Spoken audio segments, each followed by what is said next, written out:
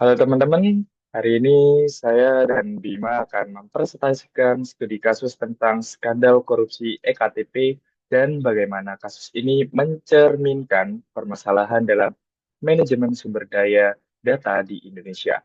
Studi kasus ini menarik karena melibatkan teknologi informasi dalam skala nasional, tetapi malah menjadi salah satu skandal korupsi terbesar di Indonesia. Sebelumnya, izinkan saya memperkenalkan diri. Perkenalkan, nama saya Dwi Maulidan dengan NIM 187241006 dan teman saya. Perkenalkan, nama saya Bima Akbariskullah dengan NIM 187241077. Oke, selanjutnya teman saya akan menceritakan tentang latar belakang dari kasus ini. Baik, dengan latar belakang, dengan adanya IKTP, pemerintah berharap dapat mengatasi masalah data ganda, mengurangi pemalsuan identitas, serta meningkatkan efisiensi dalam berbagai layanan publik. Proyek pengadaan kartu KTP elektronik merupakan salah satu program strategis nasional yang bertujuan untuk meningkatkan akurasi data kependudukan dan mendukung pelayanan publik berbasis teknologi. Program ini mulai dirancang pada tahun 2011 dengan anggaran besar mencapai 5,9 triliun. Namun sejak awal pelaksanaannya, proyek ini menuai berbagai permasalahan, termasuk dugaan adanya praktik monopoli dalam proses lelang tender dan rekayasa konsorsium. Hal ini memunculkan kecurigaan adanya penyimpangan dalam pengelolaan anggaran. Sebagai proyek besar yang melibatkan banyak pihak, mulai dari pejabat kementerian hingga anggota DPR. Pengadaan IKTP menjadi sorotan publik karena diharapkan mampu memberikan manfaat besar bagi masyarakat. Sayangnya, proyek ini justru menjadi salah satu skandal korupsi terbesar di Indonesia, yang merugikan negara hingga triliunan rupiah dan mencederai kepercayaan masyarakat terhadap transparansi serta integritas pemerintahan. Oke, selanjutnya ada tujuan dari proyek ini. Kemudian tujuan dari proyek ini salah satunya mendukung pelayanan publik berbasis teknologi. Nah, ini bisa dicontohkan dalam pendaftaran melalui proses digital. Hal ini memungkinkan masyarakat untuk melakukan pendaftaran dan pengurusan KTP secara online. Kemudian tujuan yang kedua, mencegah pemalsuan data dan duplikasi identitas. Dengan adanya KTP elektronik, data yang disimpan dalam bentuk digital akan tersimpan lebih aman dan akurat, dan hal tersebut dapat mencegah pemalsuan dan duplikasi identitas. Boleh dilanjut? Oke. Kemudian apa sih masalah yang terjadi dalam kasus ini? Ada beberapa masalah yang terjadi, yakni korupsi, penyalahgunaan data, keterlibatan pejabat tinggi, dan keterlambatan implementasi. Yang pertama, korupsi. Di dalam artikel disebutkan bahwa Novanto disebut memiliki peran dalam mengatur besaran anggaran IKTP yang mencapai 5,9 triliun. Akibat dari penyalahgunaan dana tersebut, negara mengalami kerugian mencapai 2,3 triliun. Kemudian masalah yang kedua ada penyalahgunaan data. Kebocoran data pribadi kita dapat terjadi akibat lemahnya sistem keamanan. Kemudian yang ketiga ada keterlambatan implementasi. Dalam keterlambatan implementasi ini banyak proyek yang mengalami hambatan teknis dan administratif. Kemudian yang terakhir ada keterlibatan pejabat tinggi. Nah, beberapa pejabat tinggi juga terlibat dalam kasus ini. Terdapat anggota Kementerian Dalam Negeri dan juga beberapa perusahaan IT.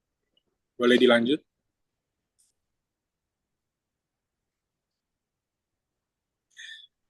Kemudian dampak dari kasus ini saya bagi empat.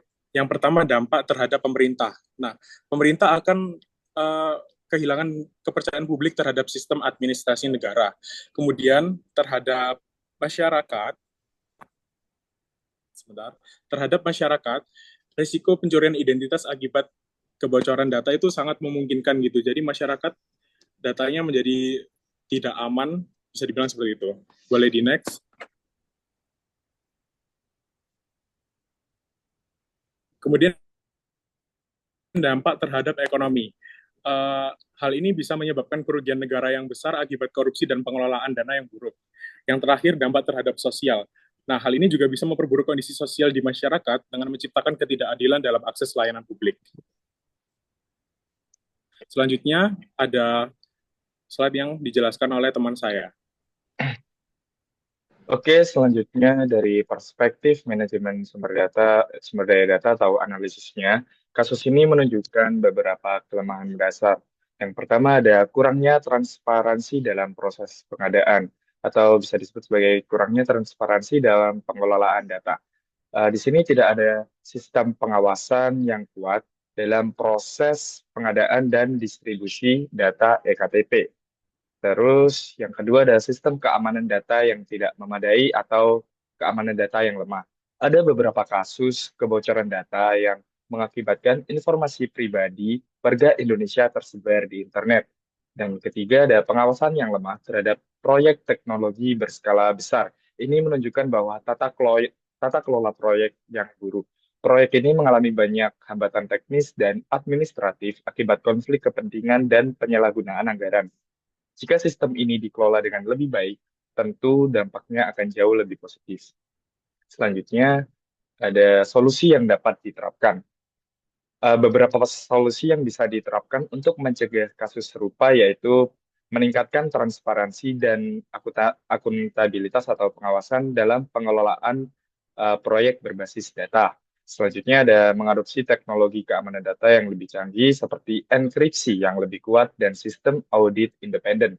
Ketiga, ada menerapkan atau memperketat regulasi dalam proyek teknologi informasi pemerintah agar tidak mudah disalahgunakan oleh pihak yang tidak bertanggung jawab. Selain itu, perlu ada keterlibatan lembaga independen dalam memantau proyek-proyek besar yang berkaitan dengan data kependudukan agar lebih akuntabel. akuntabel. Selanjutnya, kita masuk ke dalam kesimpulan. Dari studi kasus ini, kita bisa belajar bahwa meskipun ektp memiliki tujuan yang baik, manajemen sumber daya data yang buruk dapat menyebabkan proyek gagal dan bahkan merugikan negara.